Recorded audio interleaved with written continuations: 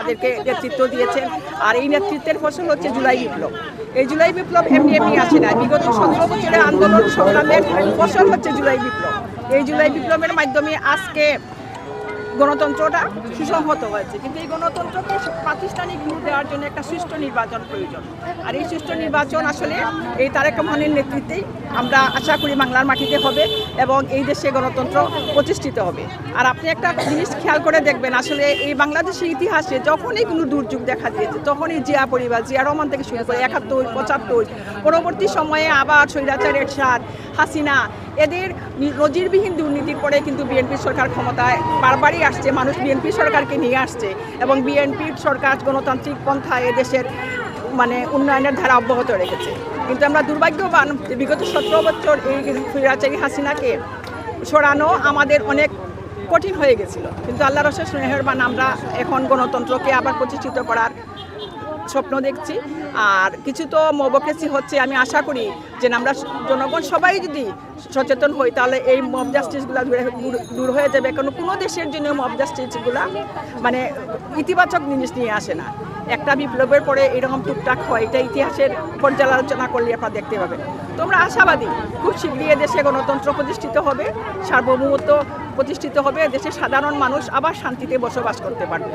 তো আমরা আসলেই খুব আনন্দিত আর খুব উৎসাহিত। আসলে এত বেশি ঢাকা শহরে মানুষ গেছে যে আমাদের অনেক নেত্রীরা যাওয়ার কথা ছিল ঢাকায়, কিন্তু আমাদের দলের পক্ষ থেকেও যাচ্ছে, কিন্তু আমরা আসলে যেতে পারি নাই। মনে হচ্ছে এই মহেন্দ্রক্ষণের সাক্ষী হয়তো দূর থেকে মিডিয়ার মাধ্যমে আপনাদের মাধ্যমে হব। তো আপনারা সবাই আমাদের যে প্রোগ্রামটা আজকে করেছেন এর জন্য ধন্যবাদ। আর আমরা আসলে খুব অল্প সময়ের নোটিশে আজকে এই প্রোগ্রামটা করেছি, সেই মতোই আয়োজন নিচ্ছি ওনাকে। আর উনি তো একজন আসলে জাতীয় পর্যায়ের মানুষ, কিন্তু আমাদের তো একটা দুর্বলতা আছে, যেহেতু আমাদের মেয়ে আমরা ওনার কাছে দিছি, আমাদের মনে হয় যে আমাদের আনন্দটা আকাঙ্ক্ষাটা আরও বেশি। সবচেয়ে ভালো হতো উনি সিলেক্ট হতো, ফ্লাইট এখানে যতটুকু জানি আধা ঘন্টা লেট হবে, ওই সময়টা যদি আমরা এক নজর দেখতে পারতাম। আসলে আমার নিজস্ব আকাঙ্ক্ষা, কিন্তু আসলে নিরাপত্তাজনিত কারণে ওনার সাথে দেখা করা বা দূর থেকে দেখা আমাদের সম্ভব না। তো আল্লাহ যদি সব কিছু ঠিক থাকলে অবশ্যই তিনি এই দেশের সুষ্ঠুভাবে নির্বাচন হয়, ইনশাল্লাহ আমার তারেক রহমান প্রধানমন্ত্রী হবেন। আর আমরা হচ্ছি শ্বশুরবাড়ির মানুষ, সুতরাং আমরা মনে করি সবসময় আমরা এটা এনজয় করবো।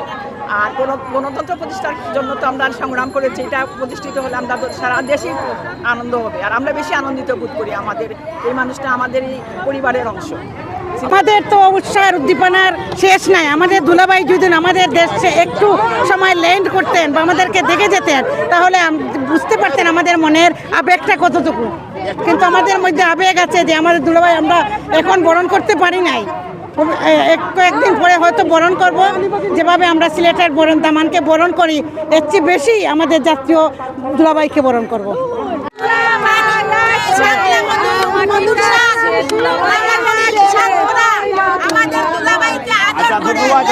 খুবই আনন্দ লাগতো। আমরা মনে হয় হেঁটেও ওনার সাথে সাক্ষাৎ করতাম, একবার হাঁটিয়ে চলে যেতাম, যে না হয় একটু এক নজর দেখে বসতাম।